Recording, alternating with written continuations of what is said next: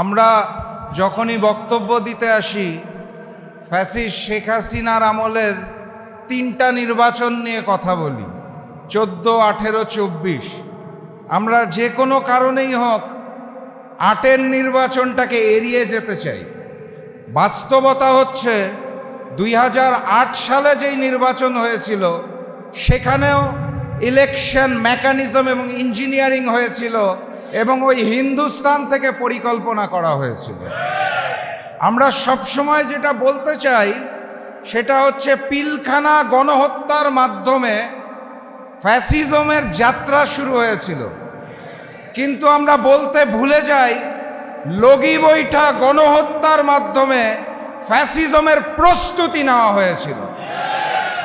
ফ্যাসিজমের যাত্রা যদি পিলখানা গণহত্যার মাধ্যমে হয় তাহলে লগি বৈঠা গণহত্যা ওই হিন্দুস্তানের পরিকল্পনায় আওয়ামী লীগ এবং 14 দল সেদিন যেভাবে হায়নার মতো করে লগি বৈঠা নিয়ে বাংলাদেশ জামাত ইসলামের উপর ঝাঁপিয়ে পড়েছিল, সেটা ছিল তাদের ফ্যাসিজমের যাত্রা শুরু করার প্রস্তুতি।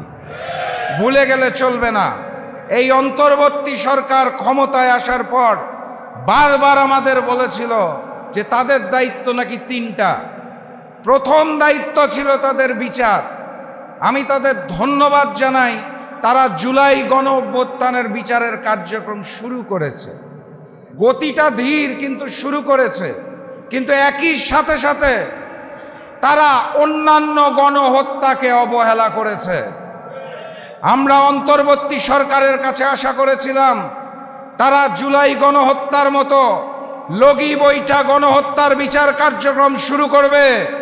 আমরা আশা করেছিলাম তারা পিলখানা গণহত্যার বিচার কার্যক্রম শুরু করবে।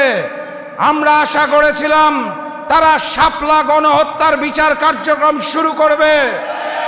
আমরা আশা করেছিলাম বাংলার মাটিতে মোদি বিরোধী যে আন্দোলন হয়েছিল সেই গণহত্যার বিচার তারা শুরু করবে।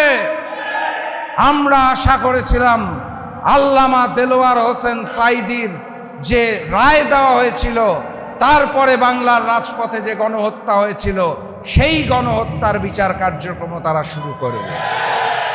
কিন্তু আমরা অত্যন্ত দুঃখের সাথে লক্ষ্য করছি তারা শুধুমাত্র জুলাইয়ের হাজারো শহীদের রক্তের বিনিময়ে যে মসনদে বসেছে শুধুমাত্র জুলাই গণ অভ্যুত্থানের বিচারটাই শুরু করে দিয়ে চলে যেতে চায়। আমরা স্পষ্ট ভাষায় জানিয়ে দিতে চাই, শুধুমাত্র জুলাইয়ে গণহত্যা হয় নাই, শুধুমাত্র জুলাইয়ে শহীদ পরিবাররা আত্মনাদ করছে না, বাকি সকল গণহত্যার বিচার বাংলার মাটিতে করতে হবে ইনশাআল্লাহ।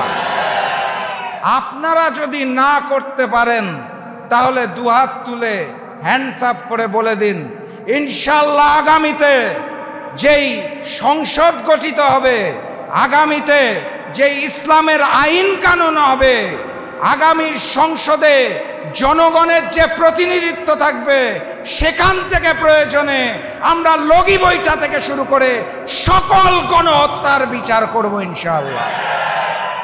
সংগ্রামী সাথী এবং বন্ধুগণ, আজকের এই সেমিনারের বিষয়বস্তু 2টা। প্রথম পর্ব নিয়ে সংক্ষেপে বলে ফেলেছি। দ্বিতীয় পর্বে বলা হয়েছে চ্যালেঞ্জের কথা, আগামীর বাংলাদেশ গড়ার চ্যালেঞ্জ। আগামীর বাংলাদেশ গড়ার চ্যালেঞ্জ আমরা সবাই দেখতে পাচ্ছি, বুঝতে পারছি। দেখেও না দেখার ভান করছি, বুঝেও না বুঝার ভান করছি। আগামীর বাংলাদেশ গড়ার চ্যালেঞ্জ হচ্ছে ওই যে হিন্দুস্তানের দালাল ছিল আওয়ামী লীগ, একইভাবে ওই আওয়ামী লীগের স্বৈরতন্ত্র আবার নতুন করে আরেকটা দল সৃষ্টি করতে চাচ্ছে এবং হিন্দুস্তানের আশীর্বাদ নিয়েই শুরু করতে চাচ্ছে। আগামীর বাংলাদেশ গড়তে হলে আমাদের কাঁধে কাঁধ মিলিয়ে ইমানদারির সাথে 2টা কাজ করতে হবে। প্রথম কাজ, যেই হাজারো শহীদের রক্তের বিনিময়ে জুলাই গণ অভ্যুত্থান হয়েছে সেই জুলাইয়ের সনদের আইনগত ভিত্তি দিতে হবে। আইনগত ভিত্তির জন্য গণভোট জাতীয় নির্বাচনের দিন সম্ভব? জাতীয় নির্বাচনের দিন বিভিন্ন রাজনৈতিক দলের নেতাকর্মীরা নিজেদের প্রতীকের প্রচারণা করবে নাকি গণভোটের প্রচারণা করবে? অতএব জুলাই সনদকে কোনোভাবে অপমান করার সুযোগ নাই।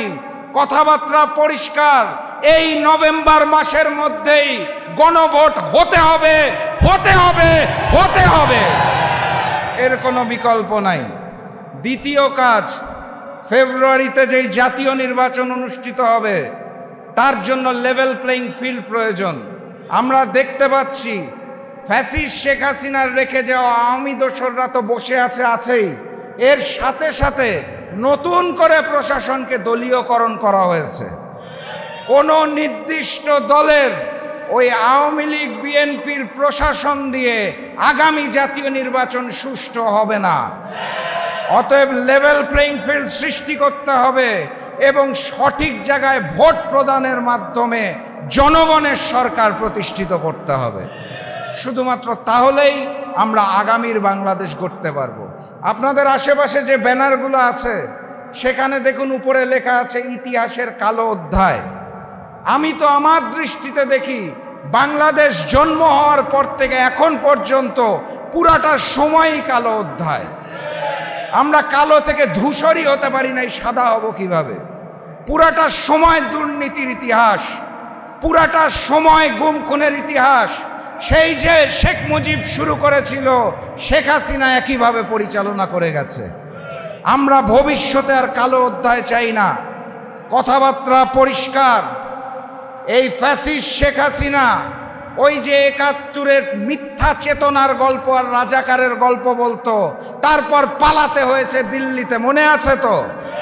নতুন করে যারা ফ্যাসিবাদ সৃষ্টি করতে চায় তারা এখনো একই ভাষায় একই সুরে কথা বলে।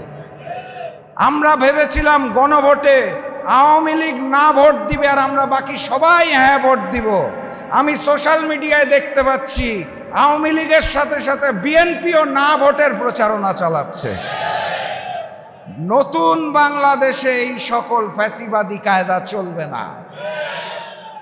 তারা আমাদেরকে বলতে চায় ৭১-এর জামাতকে দেখুন। আমি তাদেরকে বলতে চাই ৭১-এর জামাতকে দেখেছি, আপনারা চোখ খুলে ৯১-এর জামাতকে দেখেন যাদের সহায়তায় ক্ষমতায় গিয়েছিলেন। আপনারা চোখ খুলে ২০০১ সালের জামাতকে দেখুন যাদের সহযোগিতায় রাষ্ট্রীয় ক্ষমতায় গিয়েছিলেন। আপনারা চোখ খুলে সেই মজলুম জামাতকে দেখুন যারা ফ্যাসিস্ট হাসিনার আমলে বুক পেতে দিয়েছিল রক্ত দেওয়ার জন্য নতুন বাংলাদেশের জন্য। চোখটা খুলে দেখুন। শেখ হাসিনার কায়দায় কথা বলা বন্ধ করুন, না হলে শেখ হাসিনার মতো আপনাদেরও বাংলাদেশ ছেড়ে পালাতে হবে। সংগ্রামী সাথী এবং বন্ধুগণ, বক্তব্য দীর্ঘায়িত করব না, শুধু আহ্বান জানিয়ে যেতে চাই, আগামীকাল ৩ তারিখ আন্দোলনরত ৮টি দলের শীর্ষ নেতাদের বৈঠক আছে। বৈঠক থেকে কঠোরতম কর্মসূচি আসছে। রাজপথে নামার জন্য প্রস্তুতি নেন। নভেম্বরেই গণভোট হতে হবে এবং আমরা আদায় করে ছাড়ব ইনশাআল্লাহ, এর কোনো বিকল্প নাই। আগামীর সংসদ হবে ইসলামের সংসদ, আগামীর সংসদ হবে কোরআনের সংসদ, আগামীর সংসদ হবে জনগণের সংসদ। তার জন্য প্রস্তুতি নিন। আন্দোলন শেষ হয় নাই, দেখা হবে রাজপথে, কথা হবে স্লোগানে। নতুন ফ্যাসিবাদকে আর মাথা তুলে দাঁড়াতে দেব না ইনশাআল্লাহ।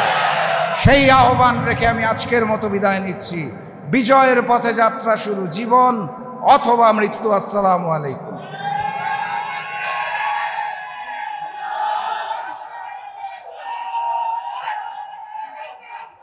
সম্মানিত সুধী মণ্ডলী, আমার জাতীয় অতিথিবৃন্দ, জাতীয় গণতান্ত্রিক পার্টি জাগপার সম্মানিত সহসভাপতি মুখপাত্র জনাব ইঞ্জিনিয়ার রাশেদ প্রধান গুরুত্বপূর্ণ বক্তব্য রেখেছেন। আজকের এই সেমিনারে পর্যায়ে আমাদের সামনে বিশেষ অতিথির বক্তব্য রাখার জন্য অনুরোধ করছি বাংলাদেশ জামাত ইসলামীর সম্মানিত কেন্দ্রীয় নির্বাহী পরিষদের অন্যতম সদস্য নেতৃবৃন্দ এবং মিডিয়ার ভাইয়েরা, সবাইকে জানাই আমার দল জাগপার পক্ষ থেকে সংগ্রামী সালাম এবং শুভেচ্ছা। আসসালামু আলাইকুম।